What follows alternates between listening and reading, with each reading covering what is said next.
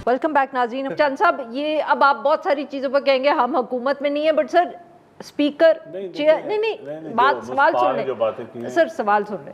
Chairman senate और speaker national assembly की तनख्वाहें बढ़ी, पीएम हाउस का खर्चा, प्रेसिडेंट हाउस का खर्चा, ये तो आपकी पार्टी को जो हम बिस्प नजर आता है, ये इश्यूज नहीं नजर आते कभी? आप ये हुकूमत से इस पे नेगोशिएट नहीं करते? बड़े रेलेवेंट इशू हैं, इसमें पब्लिक के, बिल्कुल ये पब्लिक के भी इशू हैं, और पब्लिक नहीं चाहती कि ये जो अशराफिया है, ये जो प्रिविलेज क्लास है, कि ये कुर्बानी ना दे, और पब्लिक हर वक्त बजट में या बजट से पहले पब्लिक कुर्बानी दे। इसमें मैं इस पे कोई डिफेंड नहीं कर सकता उनको, ना मैं करूँगा।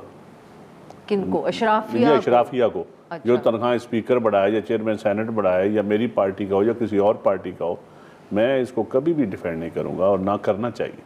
पब्लिक के सामने देखें ना, जो पब्लिक के इश्यूज़ हैं, यकीन करें 80% लोग तो भूख से मार रहे हैं, नीचे दवाई से मार रहे हैं, बच्चे की तालीम के लिए मार रहे हैं। आपने एजुकेशन प्राइवेटाइज़ कर दी, आपने हेल्थ प्राइवेटाइज़ कर दिया, आपने तहफ़्फ़ुज़ भी प्राइवेट कर दिया। प्राइवेट सिक्योरिटी कंपनियों से मैंने गन में लेना है तो फिर प्राइवेटाइज ही हो गया ना तहफ़्फ़ुज़ भी। तो फिर पीछे रियासत के पास रह क्या जाता है? Taxes sir. 10% लोग हैं जो प्रिविलेज क्लास हैं, 10% है जो हम जैसे बेनिफिशरी हैं, जो सिस्टम के ऊपर ज़रा अंदर है, कोई तनख्वाह ले रहा है सरकार की, कोई सियासत कर रहा है, कोई साफ़ी है, कोई ब्यूरोक्रेट है, कोई कुछ है, हम प्रिविलेज क्लास।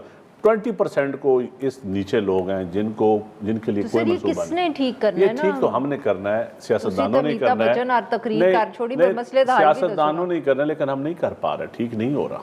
क्यों नहीं हो रहा सर? वो इसलिए नहीं रहा, मैं समझता हूँ कि वीर की कमी है, हमारे आपस की लड़ाइयाँ हैं, वो जो टेक्नोक्रेट से जान छुड़ानी पड़ेगी अल्टीमेटली, और ब्यूरोक्रेटिक तरीके से ये मुल्क नहीं चलेगा, ये पॉलिटिकल तरीके से ये चलेगा। टेक्नोक्रेटिक पे आपके पास मैं अभी आती हूँ। आतिफ साहब, आप बताएं ना कि ये जो बात करें, आप लोगों ने कौन से कोई खर्चे कम कर लिए हैं केपी में, या जब आप लोग हुकूमत में थे you not been able to resolve these issues? इधर पब्लिक सपोर्ट ज़रूर आपके पास होगी, बट गवर्नेंस का तो कोई आपके पास भी हल नहीं है, इकोनॉमी का नहीं। मेरे ख्याल में मैं इस बात से आपकी मुत्तफिक नहीं हूँ। देखें, एक तो आप कंपेयर नहीं कर सकते पीपल्स पार्टी, नून लीग और पीटीआई को। क्यों? उसकी बड़ी बुनियादी वजह है, ये जमातें पीएमएलएन 12 दफ़ा वफाक और पंजाब में हुकूमत कर चुकी है, 12 दफ़ा, जो कि साउथ एशिया का नहीं, वर्ल्ड रिकॉर्ड है। और वो एक ख़ानदान से बाहर आज तक कभी कोई ओहदा नहीं गया।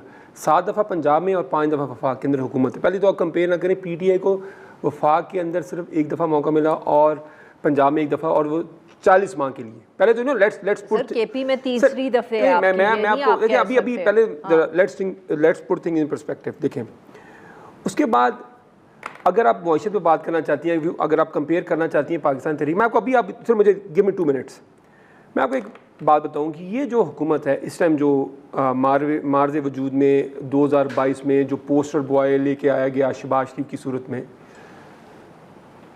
आपको हैरानगी होएगी कि 2022 जुलाई से लेके जो उन्होंने जून में बजट पेश किया, अब ये बजट जो परसों आएगा, पाकिस्तान की जो टोटल टैक्स कलेक्शन इस बजट की जो एस्टिमेटेड डाल के हो जाएगी, वो उस टैक्स कलेक्शन से ज़्यादा है जो 1947 से लेके 2022 तक कायदे आज़म से लेके इमरान खान तक जितना टैक्स इकट्ठा किया गया।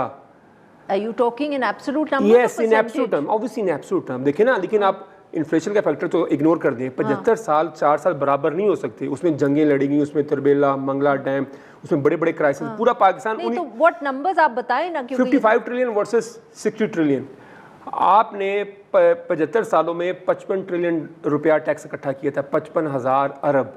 इस साल का टैक्स डाल के जो तखमीना है, 5 सालों में आप 60,000 अरब टैक्स इकट्ठा कर लेंगे। 16 से 17,000 अरब इस साल का तखमीना है, 12 से 13,000 अरब पिछले साल का था, 11,000 उससे पिछले साल का था, 9,500 उससे पिछले साल का था, 7200 अरब उससे पिछले साल का। तो इनको आप ऐड करें तो इतने 60,000 अरब रुपया बनता है। तो मईशत तो आपकी बैठनी थी।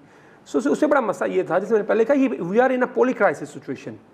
कॉन्स्टिट्यूशनल क्राइसिस है, पॉलिटिकल क्राइसिस है, इकोनॉमिक क्राइसिस, लेजिटिमेसी का क्राइसिस है। और आप ये समझते हैं कि आप ये प्रेस कॉन्फ्रेंसेस करके और ये दुनिया को, एक इनके वज़ीर नो प्लानिंग है, वो जब भी बात करते हैं वो बात करते हैं 40 साल से आगे की। और मैं अक्सर लोगों को कहता हूँ, मैं ओ लेवल्स में था तब एक विजन 2020 आया था। अब 2020 है तो उन्होंने विजन 2035 कह दिया, अब 35 में जाएंगे तो विजन 2047 कह देंगे। देखिए इनके पास किसी चीज़ का कोई नहीं है। अच्छा मैं आपको दो मजे की बातें बताता हूँ। जो डेट है पाकिस्तान का, देखें आप you have to go by diagnosis. आप अगर किसी बंदे को कोई मसला तो आप उसका डायग्नोस देखते हैं कि भाई इसके प्रॉब्लम क्या है, क्या इसके जो वाइटल साइन है वो ठीक है कि नहीं ठीक है। पाकिस्तान के वाइटल साइन एक भी ठीक नहीं, इन्होंने बर्बादी करके रख दी है तजर्बाकारों ने। कर्जा आपने डबल कर दिया है, कर्जा आपने 5 सालों के 4-4.5 साल के अंदर आपने कर्जा डबल कर दिया।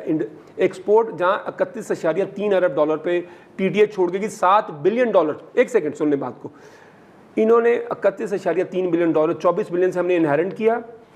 और नून लीग ने 2013 से 18 में भी 500 से मिलियन डॉलर से लेके 1 अरब डॉलर तक 5 साल में कम कर दी थी। अब इन्होंने 4 साल में 1.3 बिलियन डॉलर एक्सपोर्ट कम कर दी। और आपकी करेंसी, इन्होंने इकोनॉमिक्स को भी डिफाई कर दिया है। आपकी करेंसी 65% डिवैल्यू हुई है और आपकी एक्सपोर्ट 4% गिर गया। ये भी दुनिया में एक रिकॉर्ड है। जी नाज़रीन, यहाँ पे लेते हैं हम एक छोटी सी break. Will be right back.